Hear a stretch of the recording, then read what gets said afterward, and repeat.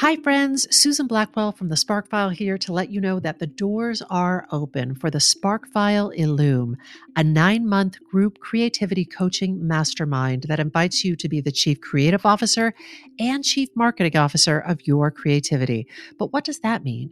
That means in 9 months in Illume, you will clarify and advance your big creative goals and learn how to effectively share your work with the world. Now, if you're listening to this and you're an experienced creative or an accomplished professional who seeks a space where it is safe to attempt something you've never tried before, or complete a big creative project, or take your work to the next level and acquire the skills needed to share your creative work with the world, Illume might be right for you. We are calling in emotionally intelligent, high-functioning creatives who are ready to level up. You can find out more by going to thesparkfile.com/Illume, but do it now to find out if Illume is right for you and to save with early bird discounts. That's thesparkfile.com/Illume. Take a leap, take a risk. Go to thesparkfile.com/Illume and join us for Illume. The Sparkfile podcast may contain profanity and other adult content. Please use your discretion.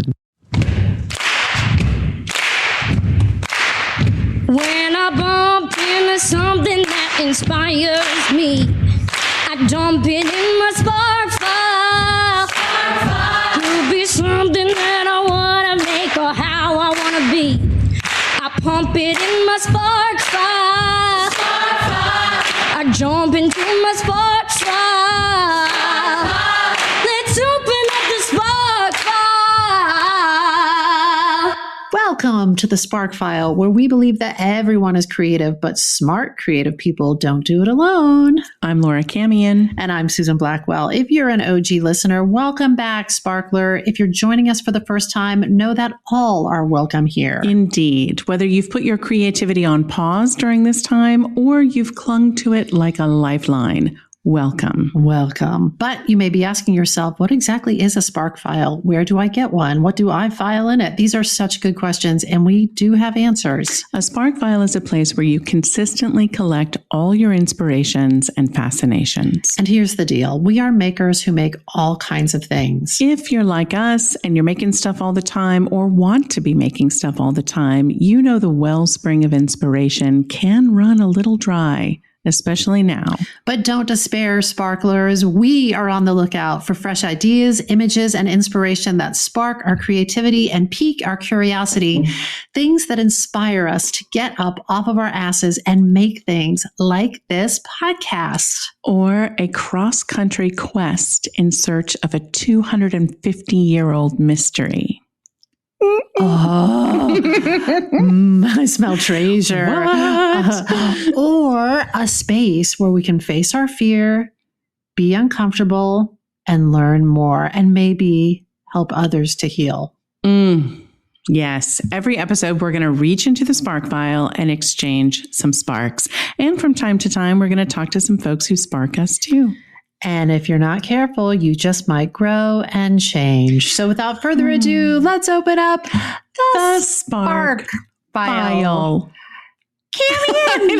I can never get over how we say file like it's two syllables. And file. Like we're children. Hi, Kim. Hi. How you doing? Happy recording day. I'm good. Happy recording day to you. That's now in the public domain, so I'm free to sing Happy Recording Day to do. You're free to sing it. Whereas before, I'd have to pay royalties on Happy Recording Day to you. But here we are. How are you doing, Kim? I'm doing good. I'm excited, as I often am on these days. I'm excited. Yes. Mm-hmm. Yeah. Me too. I do look forward to these days. And usually there is some sort of, I kept you waiting for a little while because I was so deep in my spark. And I was like, I just have to find a pencils down place. Like, I'm not going to be able to completely solve this spark today. Yeah. I think that's something that is so good to point out.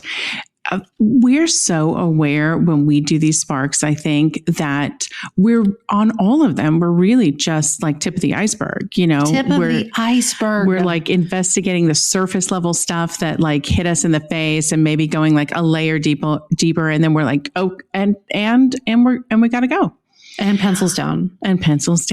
Yeah. Pencils down. But I think that's enough to get a spark going. And for anyone who feels, like enticed by it, to go deeper and take something out of it and make something from it. Absolutely. The reason why, and I'll talk more about this when we get into it, but I was just like, this feels very important. Yeah. And it feels like something that I really want to do, like, honor and do correctly. And so I was just like, oh boy.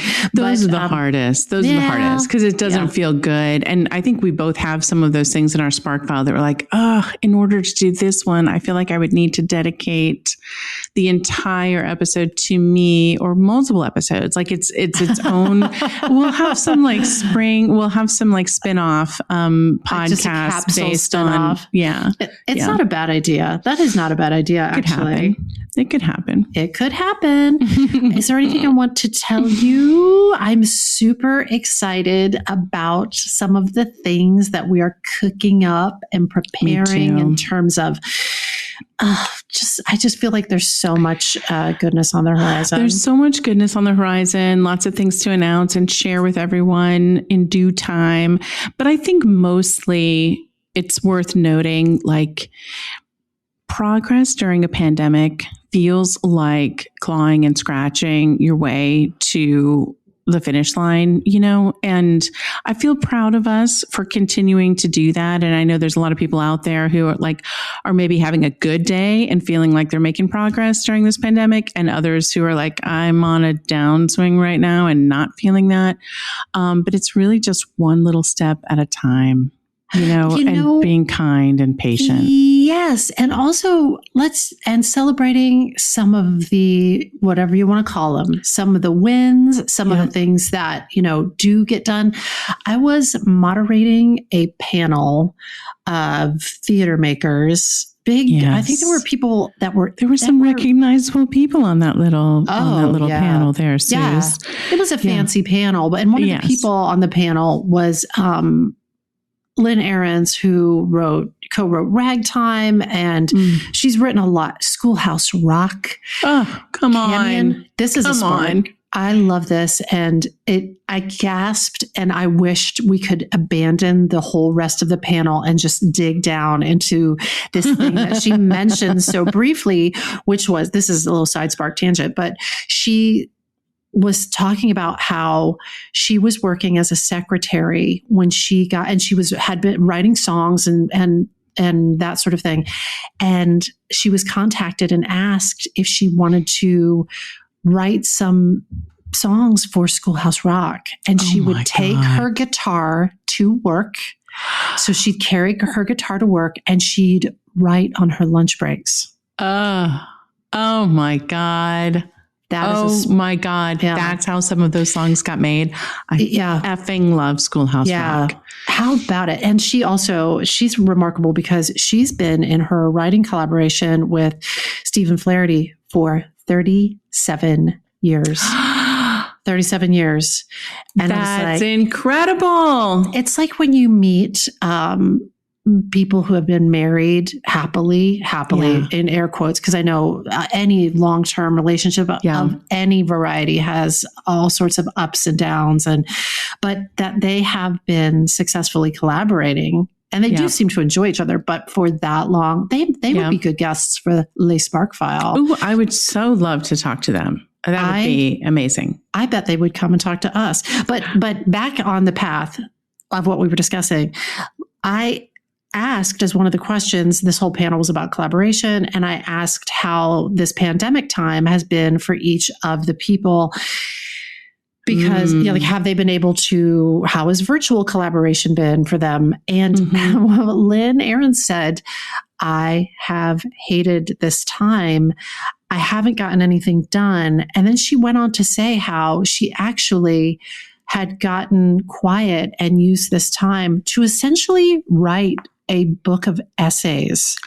Ooh. And I was like, you mean you haven't completed a Broadway show during this time, but I was just like, that's you on sort of a lazy day, is completing a book of essays during the pandemic. So all of that is to say, let us celebrate when we successfully get out of bed, shower, dress all the way to our shoes, and I don't know, just maybe get one meaningful thing done. That's right. Yeah. Yeah. It's in its own time. It's pandemic time. Yeah. It's going at its own pace, as long as we're facing the right direction and headed towards the sun, I think we're okay. I like it. I like that. Anything else to say before we jump into No, I'm too excited. I'm excited. I think you're ups. You're ups, Cam. Oh, I'm going first. Okay. Woo. It's good because I don't know what I would do with all this energy if I didn't go first. So I appreciate it. You've had a lot of coffee this morning. I have. So Suze, do you ever dig into a spark thinking it's going to be one thing and then you pull on the thread and the sweater unravels and you discover the spark is something else entirely? I feel like I have done that. I can't name it now, but I feel like there was a spark that I did where I was like, oh, this is the spark. And then 2 clicks down, I was like, oh, nope. The real spark is over there. Yep. Yeah. Yeah. So this happened to me. So here's what happened. I stumbled upon a documentary called Garnet's Gold. And there's going to be some spoilers in this. So if you plan on watching Garnet's Gold, pause now and come back. So I stumbled upon it and it was, the trailer, it was talking about a guy in his 20s or 30s who got lost in the Scottish highlands and nearly died. And while he was out there alone and thinking he was done for, he found something. Miraculously, he was rescued and didn't die. And in the 20 years since this experience, he's come to believe that the thing that he found is part of Scotland's greatest long lost treasures that to this day has never been found. And of course, smell treasures. Yeah. Yes. So you smelt the treasure. And that alone, I love a treasure hunt, a treasure story. So I was in and I jumped into it thinking, I know I'm going to be sparked by this. And I know Suze loves a treasure story too. So this could be such a great companion piece to your armchair treasure hunt spark. Yes. But boy, oh boy, I was not prepared for the spark that actually hit me. Every good documentary, and I know you love those too. I do. This drew me in and then flipped the script on me and left me a weepy mess contemplating my life's choices. Oh, that's right. She gasped. So here we go. First, let me tell you a little bit about Garnet Frost. He is the subject of the documentary. Mm-hmm. And so the filmmaker, whose name is Edward Perkins, used the word troubadour to describe him. Mm-hmm. Garnet is kind of a picture of an eccentric, a mad scientist, kind of always mumbling to himself about theories and new ideas and spending hours upon hours coming up with new inventions for things. Some of them useful, some of them not. He grew up in London. His life was full of creative expression and appreciation for the arts and music and philosophy and poetry. He was definitely a creative in his own way. He was a dreamer, a poet, which in the end is what crushed me even more, but I'll circle back to that in a moment. A troubadour. So Perkins, the documentarian, had been looking for a subject for his first feature film. And a friend of his basically said, hey, I met this guy last night at a pub. We were all drunk, singing old English songs. And this guy starts talking about lost gold up in the Scottish Highlands and how he was going to go find this gold. And so this really piqued the filmmaker's interest. And he was, of course, like, aha, that could be the perfect subject for my first film. So then we meet Garnet and we learn about his past. And he tells the story of 20, 30 years ago, he traveled to Fort William, which is in the northwest of Scotland. And he was on a high point where he could look down on the town and he could also see the ocean in the distance. And he decides on that point that he's going to just walk in, a straight line down to the ocean on the West Coast toward the Isle of Skye, which is this gorgeous, picturesque island in Scotland. And the only thing anyone can figure is that he must have thought that, like, visually, he must have thought it was going to be a much shorter walk, or that, he could just, maybe take a day or two and get there. But I looked it up. By car, it's like 99 miles. Oh my God. Yeah, it was quite a ways in the distance. That is a big miscalculation. And listen, he didn't plan for this trip. He had some snacks in his backpack and a pack of cigarettes. He did not have a tent or anything. Yeah. He just got inspired and headed off, which does also tell you a little something about Garnet. So it wasn't long, of course, before he found himself alone in the very cold, vast, empty highlands. He had no idea where he was. Unbeknownst to him, he was on the edge of Loch Arkaig, which is Lake Arkaig for everyone else, about 20 miles from where he began. And he was alone, hungry. He hadn't seen anyone for days. And as he says, he had resigned himself to die. He really thought he was not going to make it back. Jeez. So, yeah, when you think about it, there's no denying that the highlands are stunningly beautiful, but it's really very sparse, and the weather is brutal. And if you're not equipped, you're not going to survive.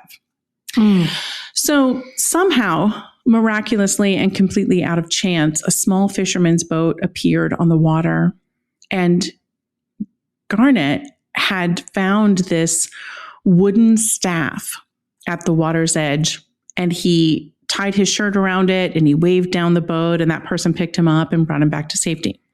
So he survived that adventure and he goes about living his life. But the whole time he's kept this wooden staff, kind of a walking stick, I suppose, which he found in the highlands. And over the years, the intrigue with this just grew and grew. He starts talking about where he found this carved walking stick. It was lodged between two rocks on the water's edge, on Loch Arkaig, where Scottish legend talks about a buried chest of gold that the French had planned to send Prince Charles Edward Stuart, aka Bonnie Prince Charlie, in 1746. Okay. So then they mentioned the Battle of Culloden, the fact that the gold didn't get there in time to help Bonnie Prince Charlie. And I was like, wait, I know this story. You probably know this story too, because I know, of course, I've heard about it in the show Outlander. Aha! Where I must pause here to shout out to our friend Laura Youngkin, who is a big fan. Laura! I know. I can't think about Outlander without thinking about Laura Youngkin. I know. They're inextricably tied together now. Absolutely. But so this is truly legend in Scottish history, and many, many people have gone in search of this buried treasure over the hundreds of years since then. So let me give you just a quick little overview of this true story. Prince Charles Edward Stuart was the grandson of the Catholic king, King James, which was King James the 7th of Scotland and the 2nd of England. The prince believed, as did his many followers, that the throne of Great Britain rightfully belonged to the House of Stuart and that he was the rightful heir. He led a campaign to overthrow King George, which was called the Jacobite Risings of 1745. That is super complicated, so I'm not going to go too far into that, but suffice to say this. I knew you'd be relieved. He essentially started a civil war. That's the better way to see it. He started a civil war. So you have the people who followed the current king, King George, who was, by the way, grandfather to the King George that Americans abandoned to create a new country. Wow. So I'm just going to picture Jonathan Groff. Jonathan Groff's grandpa, essentially. Jonathan Groff's grandpa was reigning Scotland at the time. And there were a group of people and many, like the Scottish clans, who believed that another family should have been the rightful ruler. And they fought to reinstate that family to the throne. So it's a civil war between this, basically an army of civilians against a government army. Okay. Right? So someone's currently in power. Yep. And people who are not in power. Yep. So Bonnie Prince Charlie did all of this fighting with a lot of the clansmen, and they were making progress, but it led to this infamous battle, the Battle of Culloden in 1746. And this was essentially like they were completely annihilated. It was, like I said, an army of civilians against a government army that like really brought all of its power. So the there was no match. Just got like slaughtered. Yes. Yeah, yes. okay. Yeah. It was bad. It was bad. But somehow Bonnie Prince Charlie, although he lost the battle, he miraculously survived the battle, which was shocking. And he escaped into the highlands, which is a legend in and of itself. So the loss of this battle was the end of the uprising.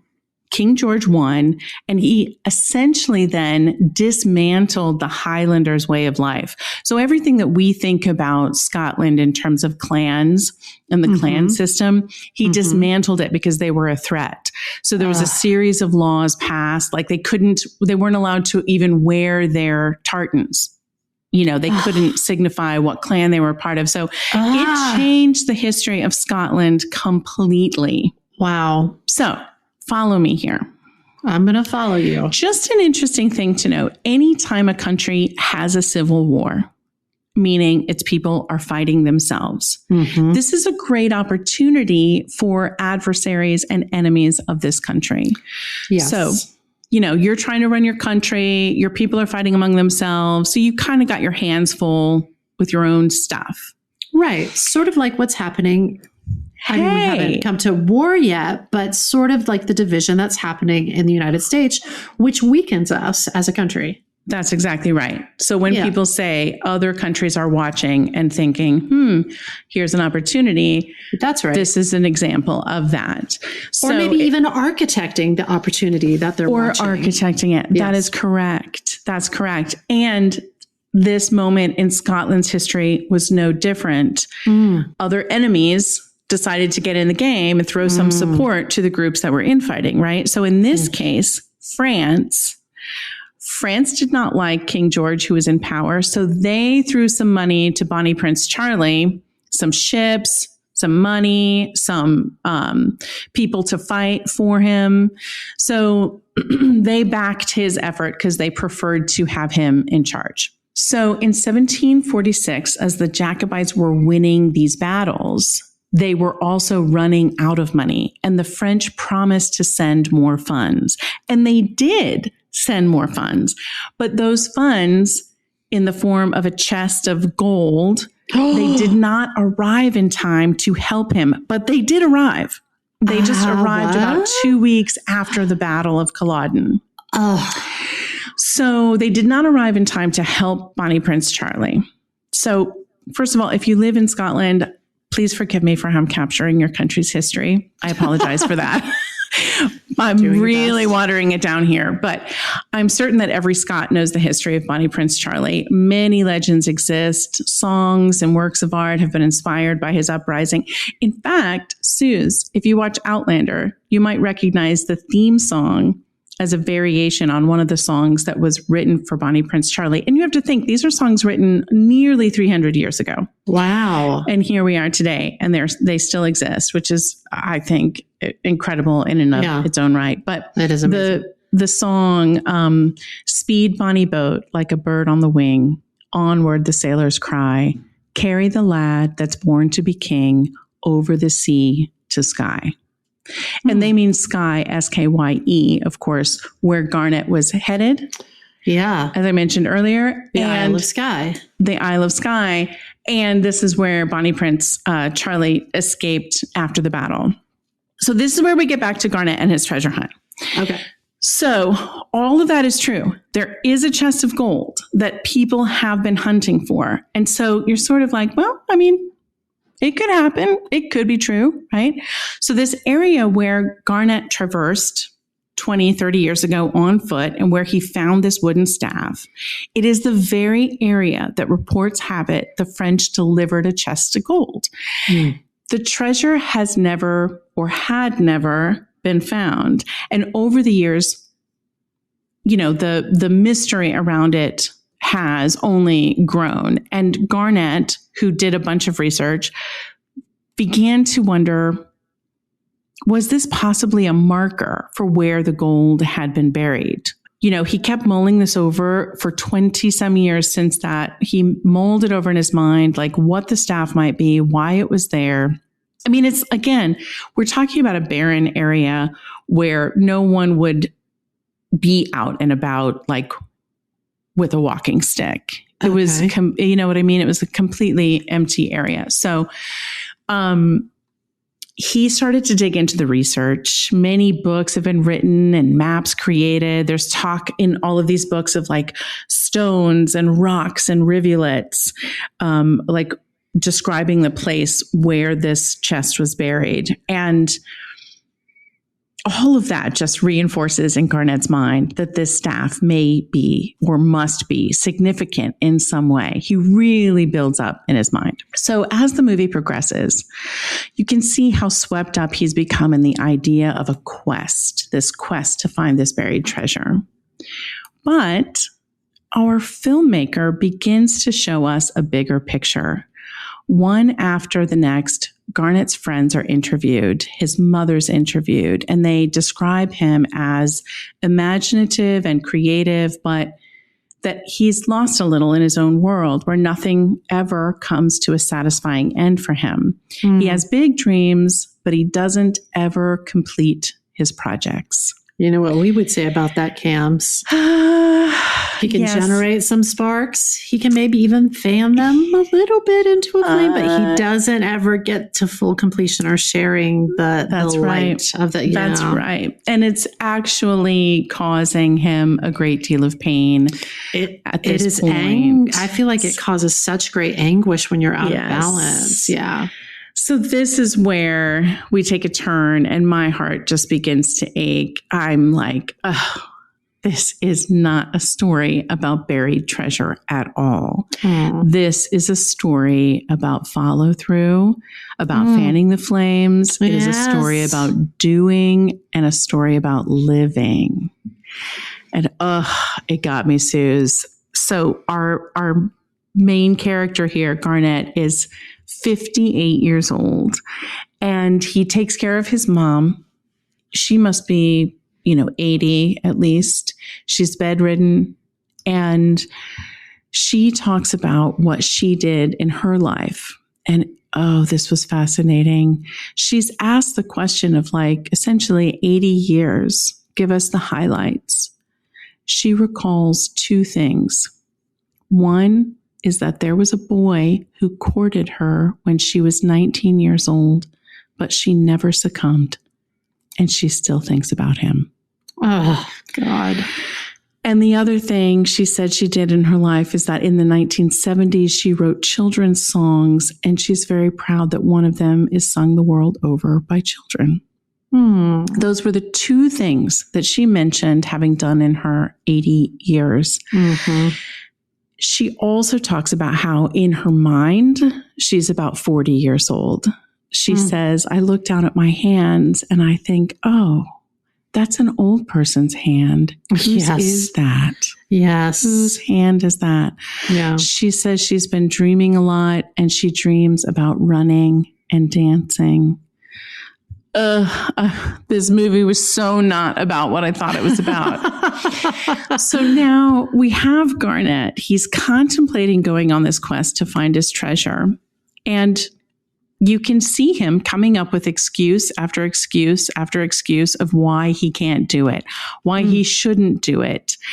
And you see the worry on his friends' faces too, that are like, oh gosh, is this another thing that he's not going to follow through on. Yeah. And the whole time, his mother is completely supportive. She loans him money that he needs to make it happen. And you come to realize, like, she just wants to see him do something, just do something, and not be tormented by the projects that he hasn't done. In one particularly moving interview, Garnet talks about life going by so fast. He says, 1 minute you're tiny, you turn around and it's over. If I don't get started on something, it's going to pass me by completely. Oh, Suze, I was a wreck because it was such a private moment. It was really innocent and childlike the way he said it. Yeah. And it was beautiful.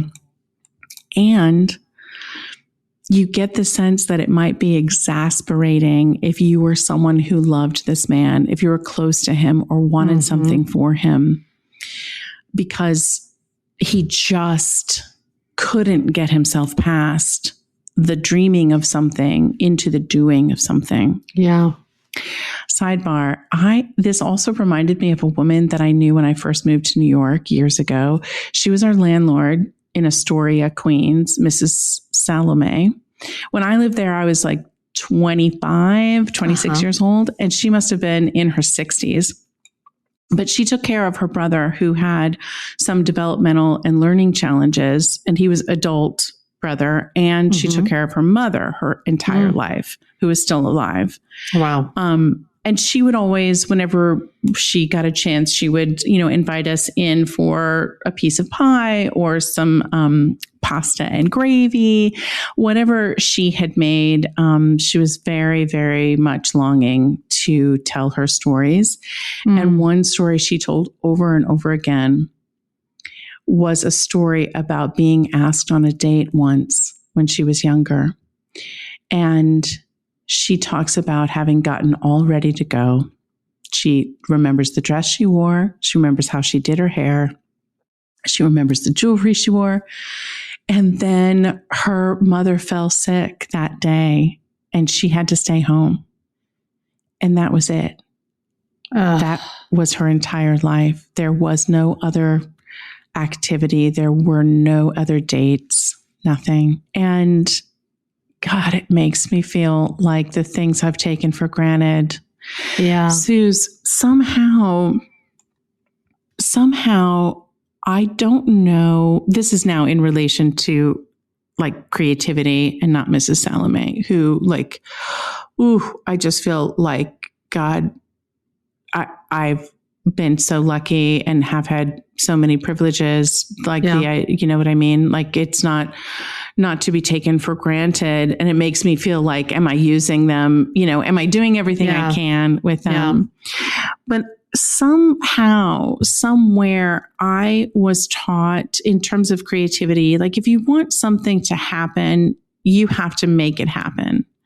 And I can't really pinpoint where I learned that, like my parents or my college professors, maybe the guys who founded Blue Man Group, who were my mentors for many years. I don't know. But I definitely learned, like, if you want to get something done, you have to shift the energy. And I was thinking about this as I was watching Garnet be stuck. You know what I mean? Yeah. Which is not to say that I haven't been stuck. I've been stuck many, many times. But somewhere along the way, I learned like only I can change the energy. For me, that might be like take a class or make a new friend or let a friend go. A therapist once told me when I was in a really dark place, like dark place, this therapist said, literally, you have to try to do one new thing each day to change the energy and see things from a new perspective. Yeah. She was like, Laura, it can literally be as small as put your pants on left leg first instead of right leg first. She was trying to disrupt your habitual. Yeah, that was like the most extreme time of darkness for me. But I've had many other like less extreme times, just feeling creatively unfulfilled or overwhelmed. And I think that I've learned two things. One, it's up to me to change the trajectory of my life or the trajectory of a project by changing the energy. And two, no one does it alone, which we talk about all the time. It really takes a support system. Yeah. Not to get too emotional here, Suze, but you've always been one of those people for me. Like, we have a long-standing agreement to pull each other up by our bootstraps when we need it, if we need it. And I'm really grateful. I'm really grateful for that. But I think you also learned early on that you had to create your own opportunities in life. Yeah? Yeah, but it was well, not early, but like, I feel like I was deep into my 20s, and it was a revelation. And I feel like I know we've talked about it a lot in life and talked about it a little bit on this podcast, but it was people that I saw. I had been around people who had created their own opportunities in my hometown. There were people that had created the city's theater company. Do you know what I mean? Like the most significant theater.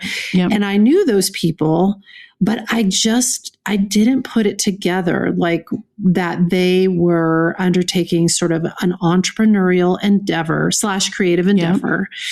And that they were like probably not getting paid very much, working 7 days a week, like showing up, doing like wearing all the hats. Like, I just didn't get it until, I don't know, it was like in my mid 20s. And I saw, who I feel like turned the key for me is a Broadway performer and creator, Jason Kravitz, who with his friends, and I think I've referenced them on this podcast before, were doing this, I don't know, or I know I talk about them in interviews, but they were doing this Rumble in the Red Room. And every Monday night, this group of actors, some of whom who have gone on to become very recognizable, especially Broadway people, things like that, they would come together every Monday night, and you could, if they sort of gave you the thumbs up, you could get up and do like 5 minutes or 7 minutes of something new that you had worked up that week. And so it would be new songs, sketches,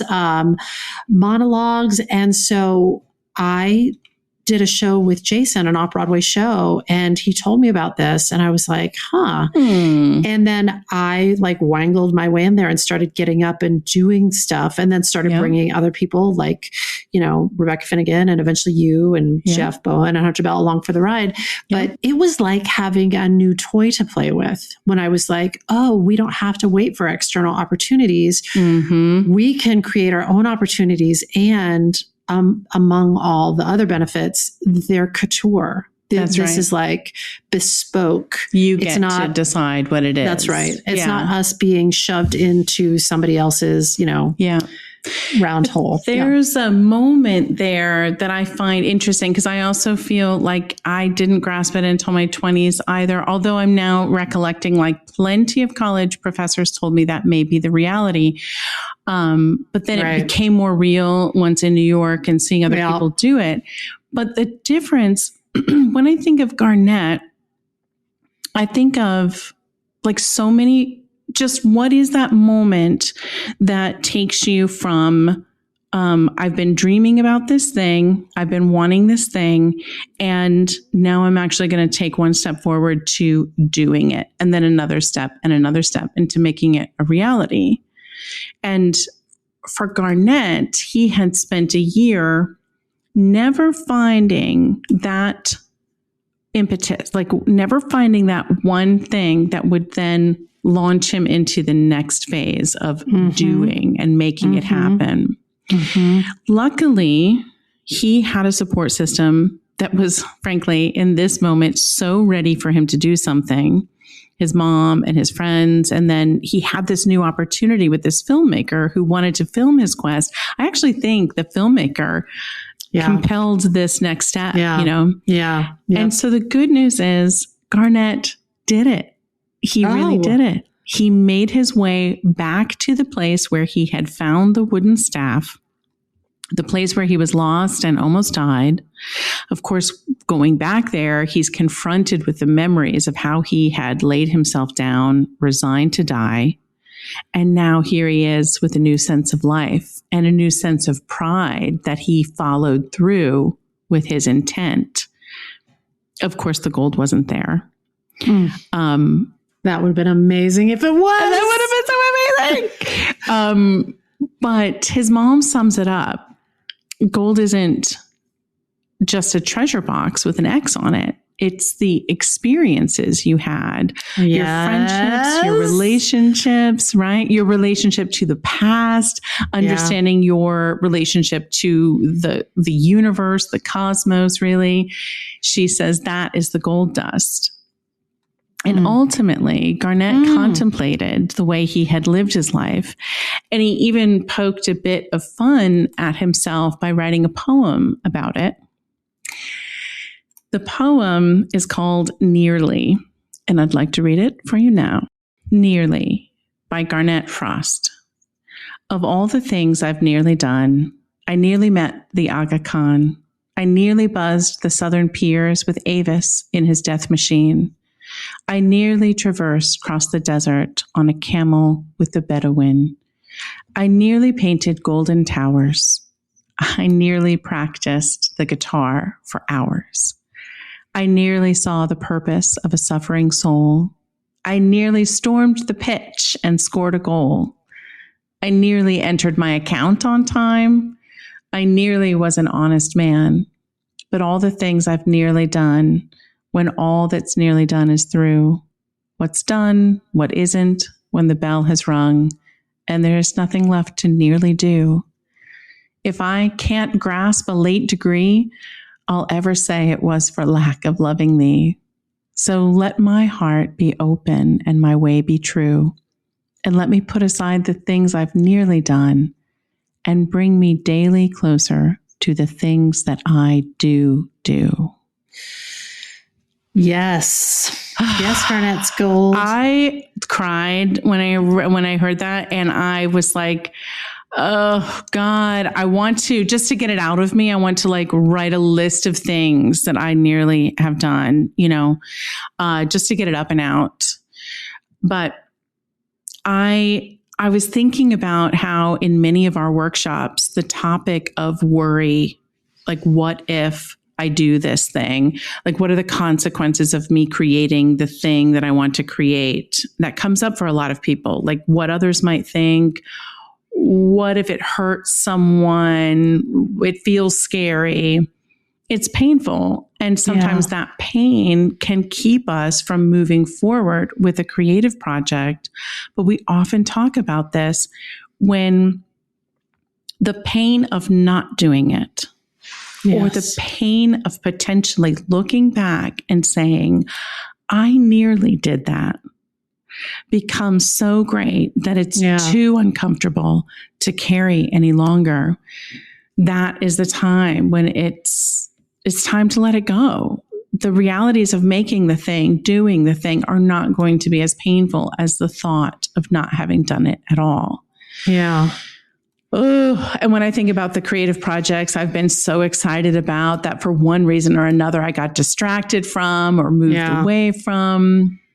Like we talk about the graveyard of abandoned projects or the island of forgotten creative dreams.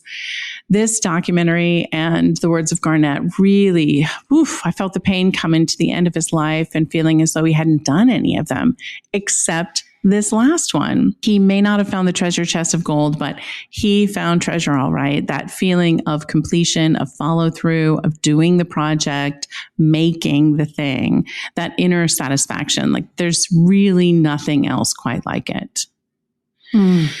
So what do we make of it? I think as soon as COVID's over, we make a trip to Scotland, A.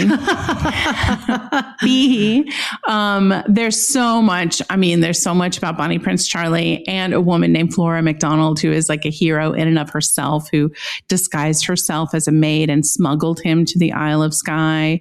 There's so much more to know about King George, Jonathan Groff, and his grandpa. Think of it. His grandpa almost lost Scotland, and then King George lost the American colonies. Like, I just think there's something really interesting about that moment in the British monarchy.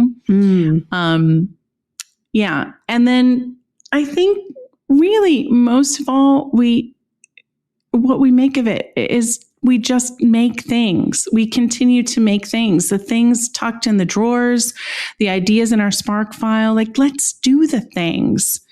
We have to remember that we have a finite amount of time. And if it matters to us, let's get started. Oh my gosh. It's so funny. As you're talking, I realized that largely throughout your Spark, I was just sitting here and taking it in and listening.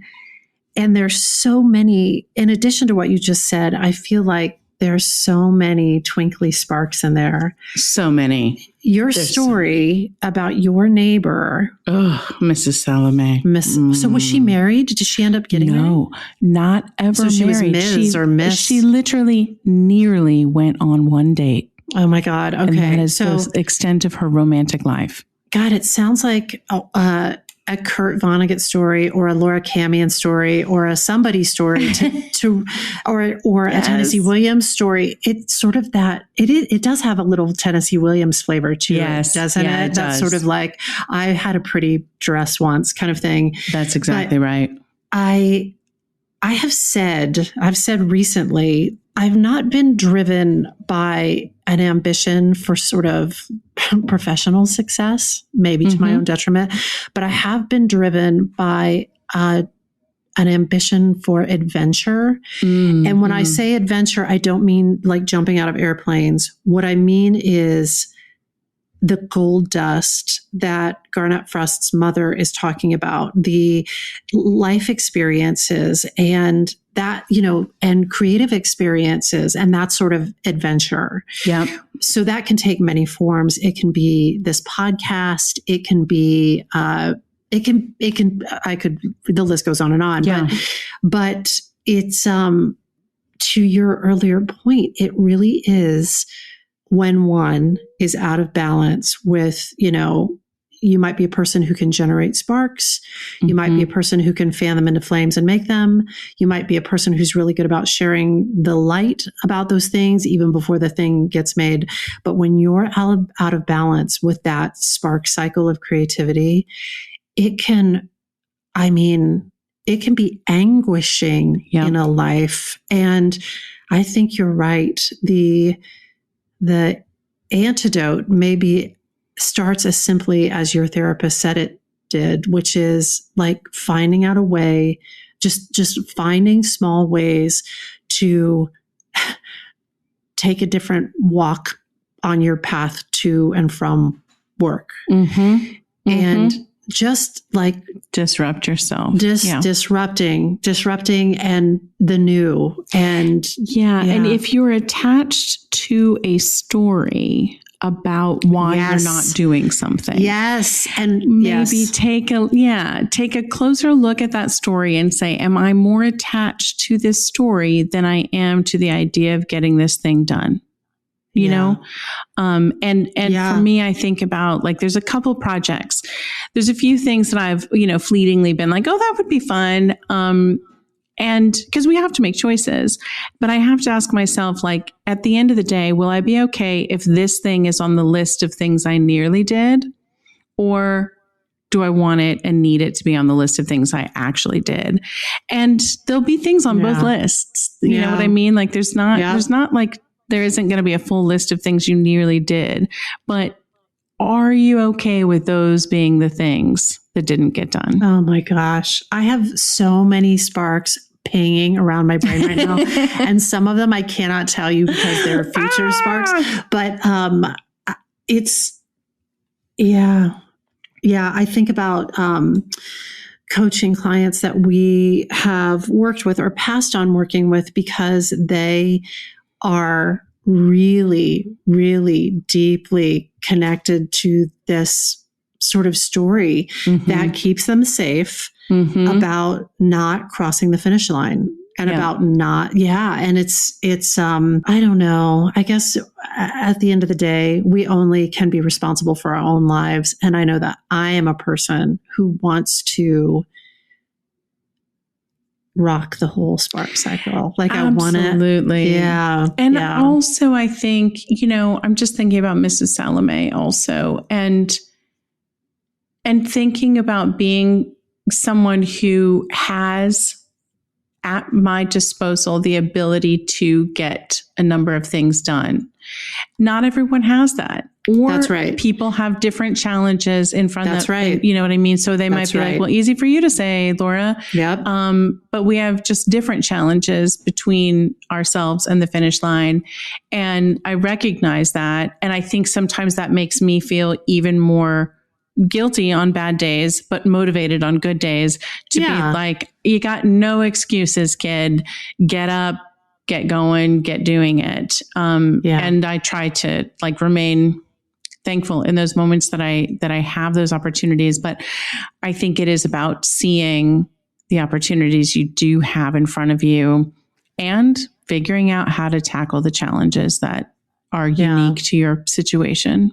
And always a good reminder to be kind to the Mrs. Salomes of the world. Oh my God. She's not Mrs., sorry, Ms. Salomes of the world. I know. Why did I always call her Mrs. Salome? I don't know, but there may be chapters that Miss Salome. we're unaware of. Can I just tell you one more thing? She was amazing. I'll never forget this moment, but she would always come whenever we came in the front door. She would swing she lived on the bottom floor and we lived on the top floor. So she would like swing her door open. She'd be like, Laura. I'm sorry. I'm like, she would be like, Laura, I made a pie. And I would stop and be like, that's amazing. Thank you. That's great. And one day, this is so crazy. But sometimes I would go in and talk with, put my bag down and talk with her and have a slice of pie and listen. But on this particular occasion, I was like, I can't, I've got to get upstairs and I'm late for something. And she was like, but you have to have a slice of pie, essentially. She runs back, gets the pie, cuts a slice of it, and there's nowhere to put it. I literally have bags in my hands, and she's like, put out your hand. And I like just literally imagine a flat palm. She takes the slice of pie and places it directly on my flat palm. And I now have just a piece of pie to carry upstairs with my bag and my keys and like unlock my door and whatnot. And I was just like, I don't think I'll ever forget this moment. It was such an act of generosity and kindness. And like, it was absolutely ridiculous. And I enjoyed that piece of pie right off my hand. That is a spark for your spark file. That is something like you would not believe it if you saw it. You wouldn't. You read it in a story. That is beautiful. It'd be a beautiful painting too. Just a portrait of your hand holding a piece of pie. A piece of pie. Sparks in there. Amazing. Camion, beautiful spark. Shall we adjourn? Let's adjourn and return. The spark file! Shall we dive in? Yes, let's do it. I can't wait to hear your spark. Okay. So as I was saying earlier, I just want to start this spark by saying that this is a spark in progress.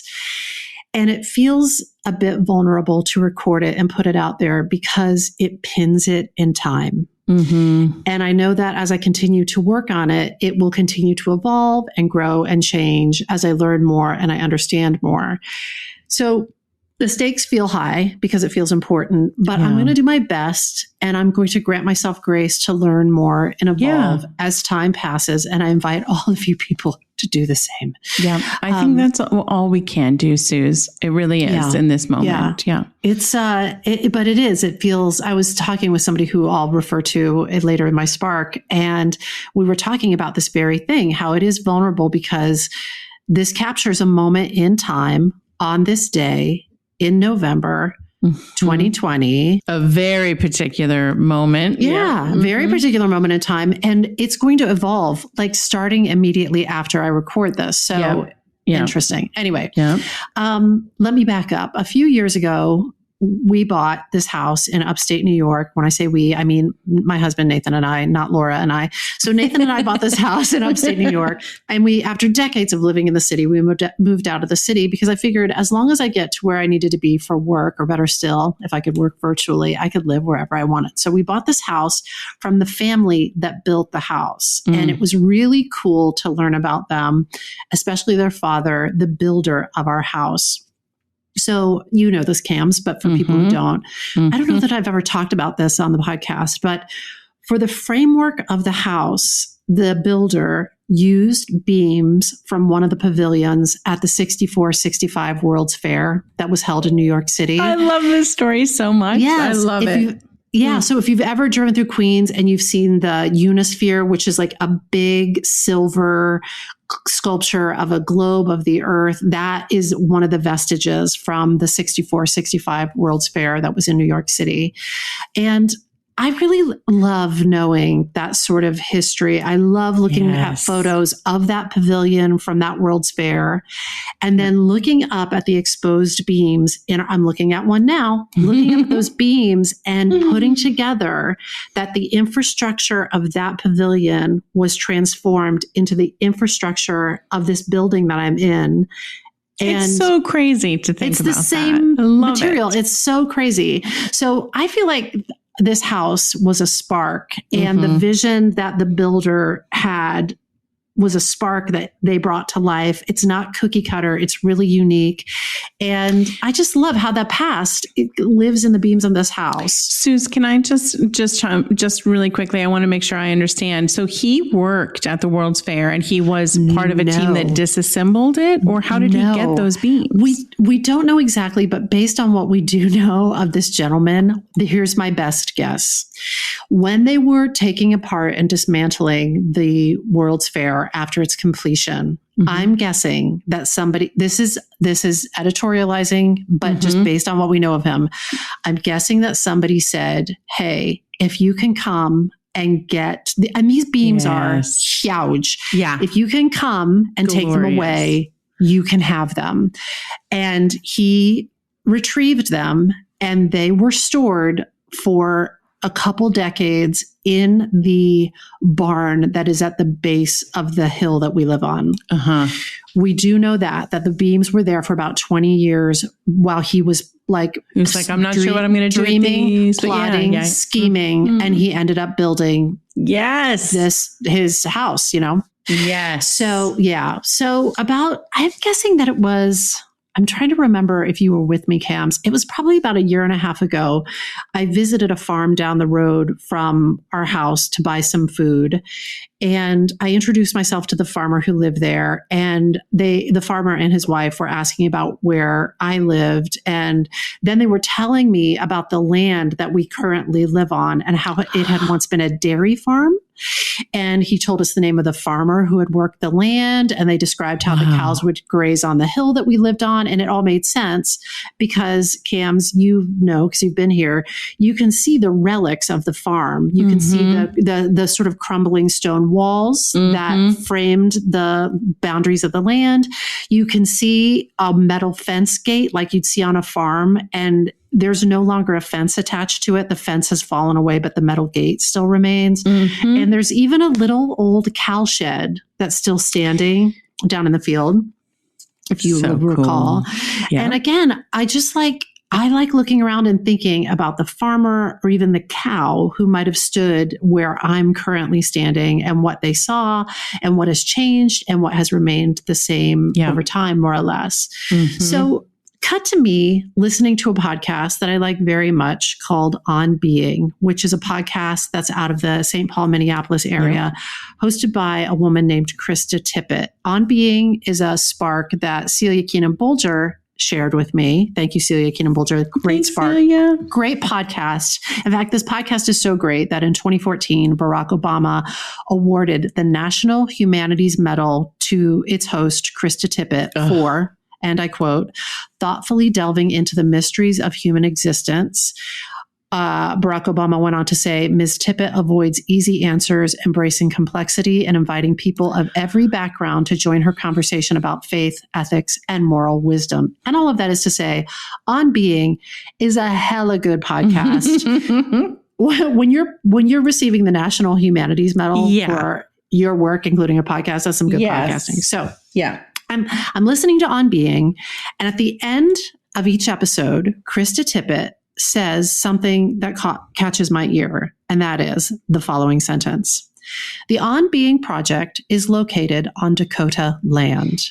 Ugh. And I was like, yes. What's that? What is that? What is that sentence? What is the story behind that sentence? So I go onto their website. I feel like you're way ahead of me, Cam. No, I'm just so excited. I'm excited to be talking about this. Yeah. So I went onto their website and they had what is called a land acknowledgement. The On Being website talks about the complicated and layered history of the land in Minneapolis that they currently work on. That talks about the Dakota people who have lived there for thousands of years and the European settlers who colonized the land that the state of Minnesota now occupies. It talks about the United States land seizures that denied the Dakota free and unhindered access to the land that fundamentally shapes their identity and spirituality. The website goes on to say, we invite you to consider the land on which you live and the confluence of legacies that bring you to stand where you are, particularly through critical reflection and conversation with your own community. We encourage you to use the resources below to assist in your exploration. And then they provide all of these resources. Cams? Oh, yes. I was very sparked by all of this because it's true. Everywhere we live, everywhere we work and visit in this country, we are walking on land that is the land of Indigenous people who were here long before us, long before the dairy farmers, long before the builders of our houses and our apartments. So I think this is interesting. I want to back up a little bit and explore more. What is a land acknowledgement? So this is from the website of Northwestern University, northwestern.edu, and it reads, a land acknowledgement is a formal statement that recognizes and respects Indigenous peoples as traditional stewards of this land and the enduring relationship that exists between Indigenous people and their traditional territories. They go on to say, to recognize the land is an expression of gratitude and appreciation to those whose territory you reside on, and a way of honoring the Indigenous people who have been living and working on the land from time immemorial. It is important to understand the long-standing history that has brought you to reside on the land, and to seek to understand your place within that history. Land acknowledgements do not exist in the past tense or a historical context. Colonialism is a current ongoing process, and we need to build our mindfulness of our present participation. It is also worth noting that acknowledging the land is Indigenous protocol. So that made me even more curious. And in my exploring, I found the website of the Native Governance Center, and this is a bit about the Native Governance Center from their own site. Native Governance Center is a Native American-led nonprofit organization located in St. Paul, Minnesota. Our mission is to assist tribal nations in strengthening their governance systems and capacity to exercise sovereignty through leadership development and tribal governance support. Wow. And I will be honest with you, Cams, because sometimes history, not my strongest suit, but according to Wikipedia, sovereignty is the full right and power of a governing body over itself without any interference from outside sources or bodies. So again, I'm going to read that sentence from their website. Our mission is to assist tribal nations in strengthening their governance systems and capacity to exercise sovereignty through leadership development and tribal governance support. Now, that is a sentence that you might be like, yeah, I get it. But I was like, some of those words, I was like, I need to know more about what that means. On the website for the Native Governance Center, there's in big letters, it says sovereignty matters. And I was like, then I need to know what that word means. And you were about to say something. Well, I'm just saying, I want to make sure that I understand, because the way I understand it, it means the ability to govern oneself or a group of a people, a country. But you can have personal sovereignty, meaning I have the ability to govern, I have the control of governing myself.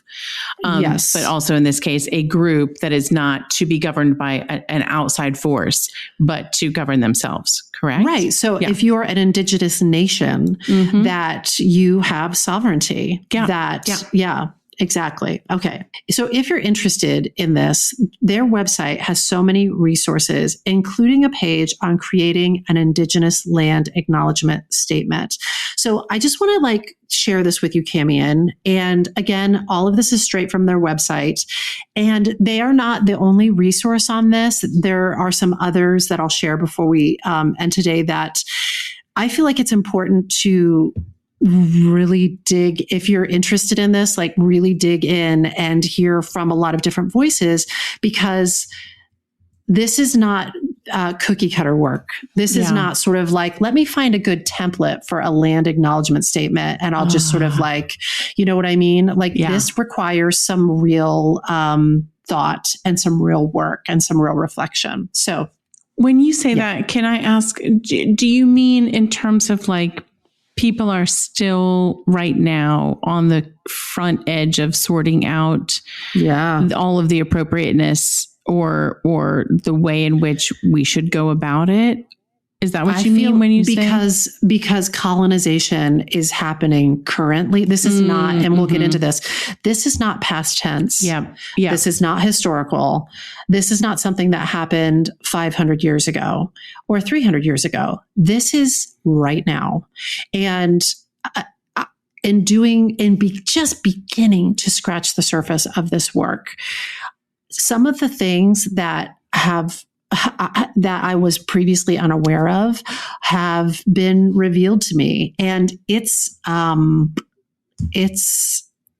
present tense. Okay. It's present tense. Gotcha. Yeah. So they recommend starting with self-reflection. Before you start working on your land acknowledgement statement, reflecting on the process and asking yourself, why am I doing this land acknowledgement? And they say, if you're hoping to inspire others to take action to support Indigenous communities, you're on the right track. If you're delivering a land acknowledgement out of guilt or because everyone else is doing it, more self-reflection is in order. And I thought that was awesome. Yes, that is awesome. They recommend asking yourself, what is my end goal? And so I thought, what am I hoping doing this, bringing this onto the podcast? What am I hoping that listeners will do after hearing this acknowledgement? And this is not fully formed, but where I am as of the recording of this podcast is that my hope is that this will spark continued awareness and curiosity in myself and others so that we can learn and understand how past and present actions impact the Indigenous people in our areas and in our country. So I have other hopes that I'll get to, but that's a place to start and Those why are I'm talking. A great place to start. Yeah. And then ask yourself, when will I have the largest impact? And they say, think about your timing and your audience specifically. So I'm just starting here and now. It seems like a good use of our platform and a good use of our little megaphone. So it may not be the only one, but it's a place to start. Yeah. And it is something you're genuinely sparked by. I can now say both of us are sparked by. So it's a perfect place for it. Yeah. So the next step is do your homework. Put in the time necessary to research the following topics. The Indigenous people to whom the land belongs. That is present tense, to whom the land belongs. So I did some research and I started with a website called native-land.ca. This is a bomb.com website. It's really good. This website maps Indigenous lands in a way that, according to their site, and I'm going to read here, changes, challenges, and improves the way people see the history of their countries and peoples. We strive to map Indigenous territories, treaties, and languages across the world in a way that goes beyond colonial ways of thinking in order to better represent how Indigenous people want to see themselves. They also provide educational resources to correct the way people speak about colonialism and indigeneity and to encourage territory awareness in everyday speech and action. And I also want to add, it's beautiful.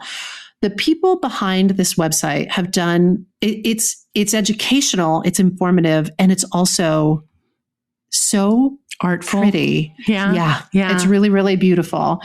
So I took the liberty of entering our zip codes onto this map, and I learned a little bit about your land, and I learned a little bit about my land. And I learned that the land that I'm on at this very moment, as we record this podcast, is Munsee Lenape land. And I learned some, but I want to learn more, especially about the history of this specific area.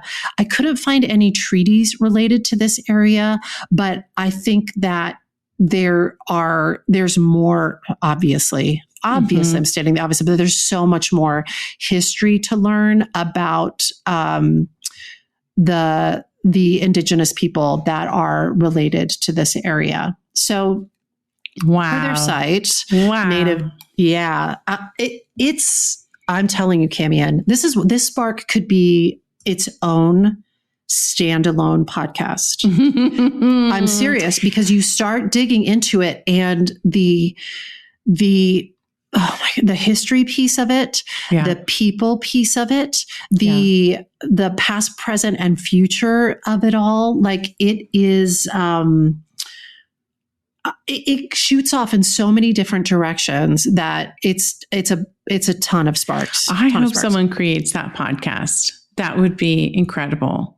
I would listen. I would listen. And it may exist, and I may just not know it yet. So, per their site, which again is native-land.ca, I also wanted to learn about the indigenous people from this community. And I have to say, especially artists and creatives, since that is the focus of our work, Cams. The Native Governance Center, back to their site, where it was like kind of some good guidelines for creating a land acknowledgement.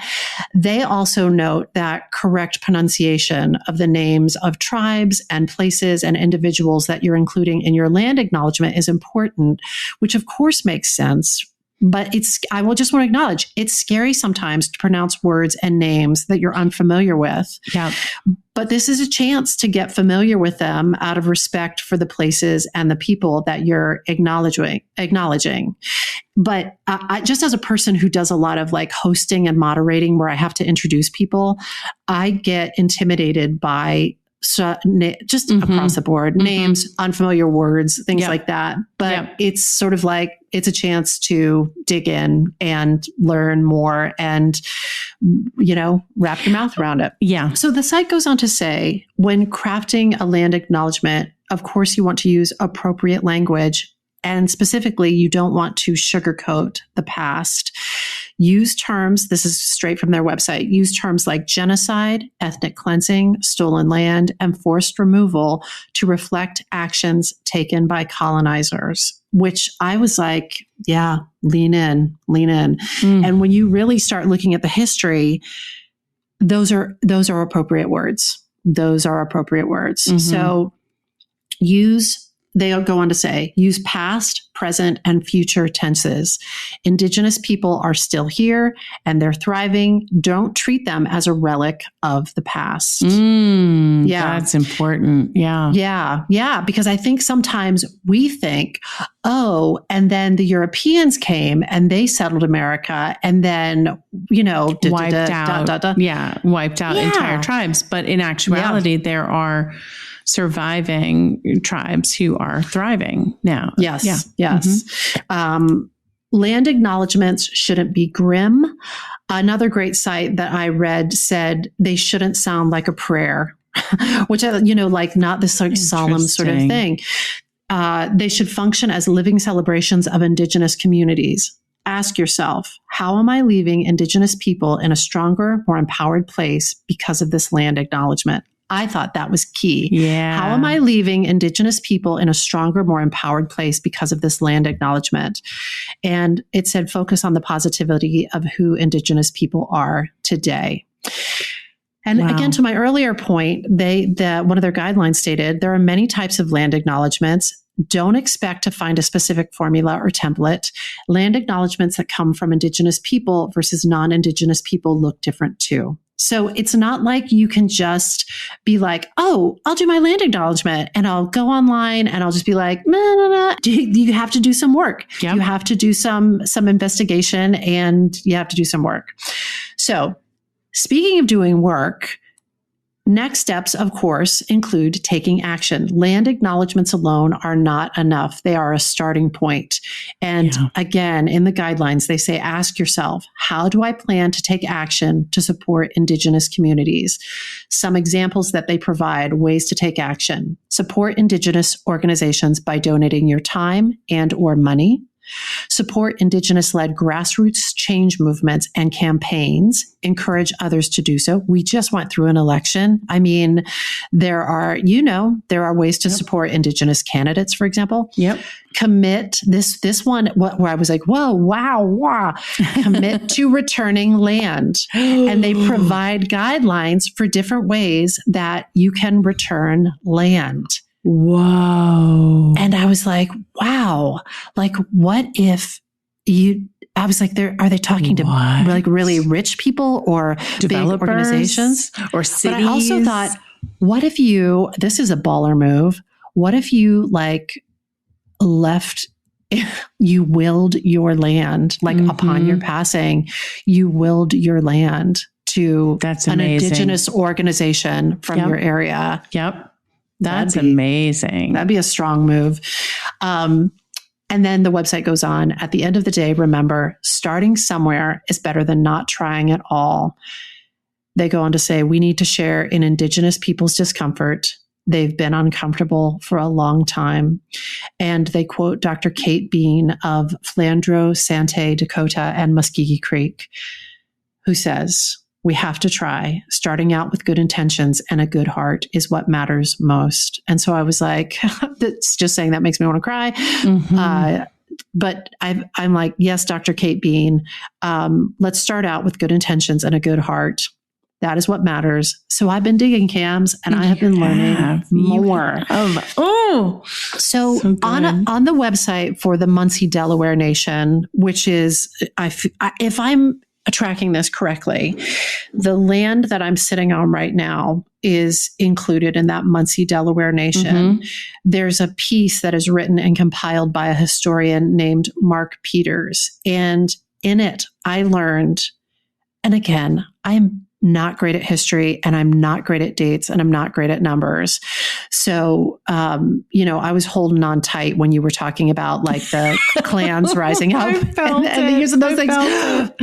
But Outlander explained it. Well, there you go. That it does help to visualize it. But I was fascinated to hear you talk about that because in a way, this does become a companion spark to your spark in that this is about, you have these clans or tribes, these people who have been indigenous to this land for before recorded time. And you have white European dudes primarily coming to seize it, essentially. Essentially. And to thwart, talk about sovereignty, their ability to rule themselves, that was a threat. So this, King of England had to tamper that down and remove their way of living so that they were not a threat to strip people of their history, of their culture, of their it actually is an incredible sometimes of their companion. Of the clothing that they wear, cutting their hair, it's that's just right. You have to be more like us so that we can control you. Yeah. Oh my God. Yeah. One of the things that struck me as I was working on the Spark, and I'm struck by it in our current things, in our current political climate, in our modern day, it's not even history yet, it's happening right now, but certainly in this research as well, is the human being's capacity for cruelty and destruction towards others. It's very hard for me sometimes to wrap my mind around it, and yet it is occurring and has occurred. Right. And yet throughout time. Yeah. Yeah. Yeah. But back to this, the great work of this historian, Mark Peters, who provided a lot of great information so that I could learn about this land that I'm living on and standing on. Thank you, Mark Peters. Thank you, Mark Peters. Mark Peters writes, and again, I'm not great at history. I'm not great at dates. You're doing good. You're doing good. Listen to this sentence. Human communities have been established in this area for at least 11,000 years. Yes. Camion. Yes. 11,000 years. Yes. So I've been here for 3. Yep. There you go. Yep. This house has been here for about 40. Mm-hmm. Think about that. 11,000 years. Suze, I freaking love I love that you're going deep on the history and just grasping that. I actually heard someone say during this pandemic, because they were tired of being like the shutdown, they were tired. And I heard someone say like, we weren't made to live like this. Human beings were not made to like live and just like alone in their houses and like their families all together in a small space. Like we weren't made for it. And I was like, are you talking about the last 30 years? With, you know what I mean? Like you go back further and you have 1-room houses, you have huts, you have, you know what I mean? And I'm just like, exactly which part of human history are you talking about? The past 40. The past 40 years, we have been accustomed to living in mini mansions with a ton of space and the freedom to go anywhere and do anything we want to do. Yeah. Well, speaking of all of that, in my learning, and thanks to historian Mark Peters, I have started to learn how the people indigenous to this land, how they lived, what their homes were like, what their lives were like, what happened when they came into contact with explorers in the 1500s and with Henry Hudson in 1609. Amazing. Mainly, it is thought that contact with Europeans resulted in the spreading of disease that decimated the indigenous population. Yes. In multiple places. Yes. Yes. And I thought this was actually fascinating. Mark Peters noted, no signs of palisades or other fortifications have been found in any of the village sites except one in the territory of the Munsees, indicating that the Lenape were a generally peaceful people. Which I thought was interesting because these people were living and thriving, as far back as 11,000 years ago. Mm-hmm. And without those fortifications. And so when Europeans came and made contact with them, it was just devastating. Devastating. Yeah. Devastating. Even if they weren't violent toward them, and I don't know if they were in that area or not, but based on what you're saying, even if they weren't violent, the disease that they brought with them wreaked havoc on, on their civilization. So even if they came in peace, you didn't bring peace with you. The destruction comes in so many forms. Mm-hmm.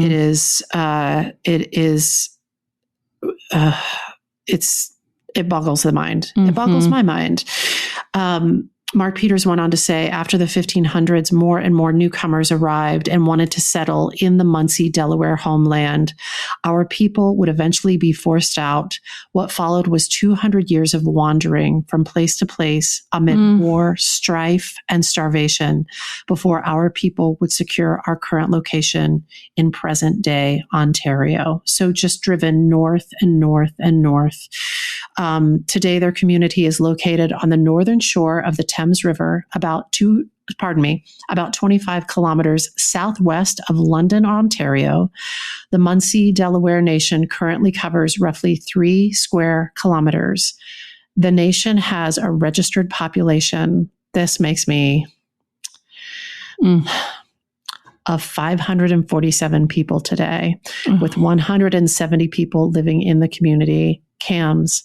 That is 547 people decimated from an estimated 65,000 people before European contact. Yeah. So the the loss, the destruction, the damage, the trauma. It's just, at this point, my head is swimming. So I reached out to my friend, Stephanie Hendricks, who is a phenomenal teacher from Bangor, Maine. And she and I had both worked on the Met Opera Educators Conference recently. And she had included a land acknowledgement in her presentation. Oh, wow. She began her presentation, which of course was virtual. And this was at an opera educators conference. Okay. Oh, amazing. She began by saying, and I asked her, I was like, can you please say it to me again, slow it down, because I want to take it in. She said, I'm connecting from the unceded ancestral lands of Maine's indigenous tribes, most notably the Penobscot Nation. We need to be aware of the legacies of settler colonialism that have privileged some people over others. We need to work consciously to dismantle those systems because even though they were built in the past, we need to change things and figure out how to build things together that honor everyone's humanity and make space for healing. Dealing with what has happened, what is happening, and changing what is going to happen in the future. And then she flowed beautifully into her curriculum. Whoa. That is well done. It was spoken from the heart. It was just like fact. It was, so I wanted to talk to Stephanie and I wanted to learn more about in that, because I knew because of the way she shared it, I was like, that, yes, there was the spoken word of that land acknowledgement, but I could tell there was a lot of thought and a lot of work and a lot of investigation that had gone into that. And she told me, when I reached out to her, she told me that she was attending an academic conference when she first heard a land acknowledgement. Now, she has a history degree.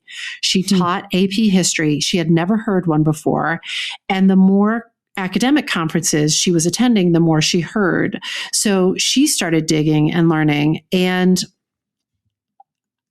it strikes me that land acknowledgements seem to have, like, they're more firmly rooted in educational contexts. Sure. But I have thoughts about that. And I wanted to hear what Stephanie had to say about, I was like, Stephanie, what do you make of this? Because it's not enough just to do a land acknowledgement, as we both know. It needs to be backed up by work, and that work is sometimes uncomfortable. Confronting atrocities and trauma that have been and are being inflicted on Indigenous people, it is deeply uncomfortable, but it is important. It's important that we share that discomfort. And Stephanie said to us in her land acknowledgement, as I just quoted, we do need to work consciously to dismantle those systems because even though they're built in the past, we need to change things and figure out how to build things together that honor everyone's humanity and make space for healing. So, of course, you can begin, what do we make of it, is you can begin to do the work to craft a land acknowledgement, which means learning about the land you're currently on, not just historically, but the current state of affairs for this land's Indigenous people, including people who may have been killed or forced from the land that you're living on. Like now, I'm sort of looking to Indigenous people that are located in Canada because they have, they had to flee so far north. Because they were, forced to. Stephanie shared more things that we can make of this. Stephanie said, as a teacher, if I'm doing anti-bias, anti-racist work, I always start with a land acknowledgement because I need to weaponize my privilege so that the spaces I live in are healing spaces, and the curriculum needs to be an abolitionist curriculum. If I'm not doing the job of creating a space that makes people free, I am not doing my job. Wow. And that I wanted to just paint onto my wall like a mural. If I am not doing the job of creating a space that makes other people free, I am not doing my job. I feel that in my bones.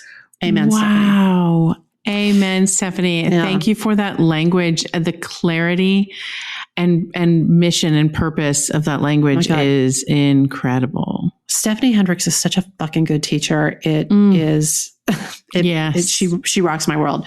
So Stephanie also suggested another, what do we make of it? And that is to conduct an equity audit of all the authors you're reading, the TV and film you're watching, who you follow on social media, and see if it's a bunch of people who essentially look and sound like you. And if so, expand that and be sure to include Indigenous people.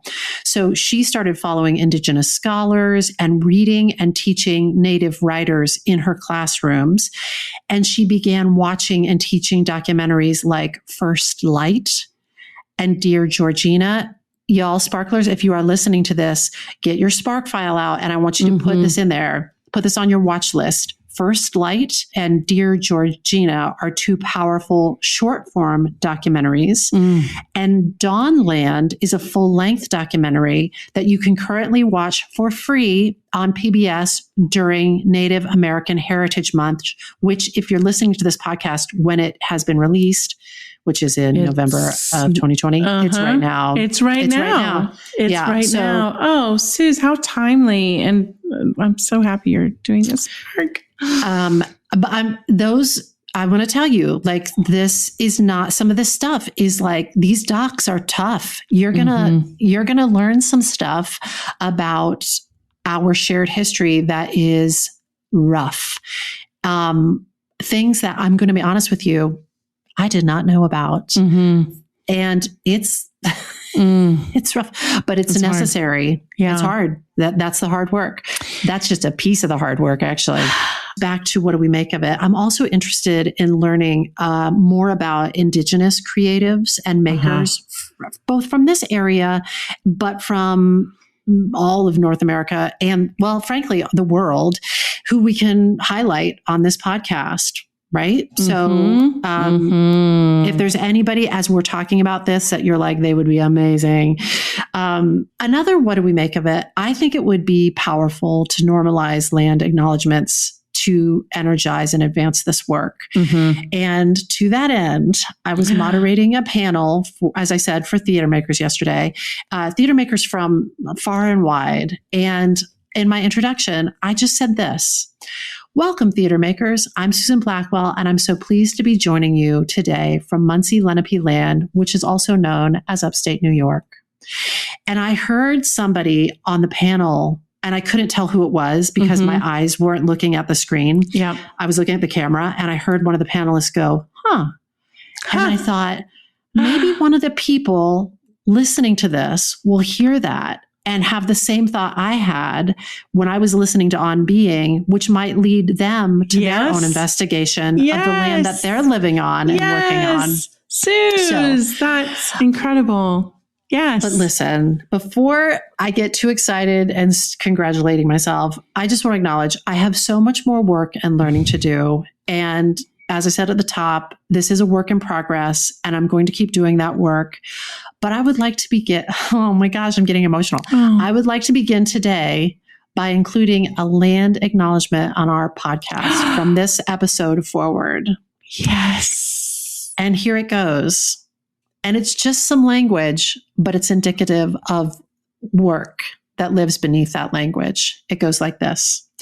This episode of the Spark File was made on Muncie Lenape and Seminole land. Yes. Yes. Susan, yes.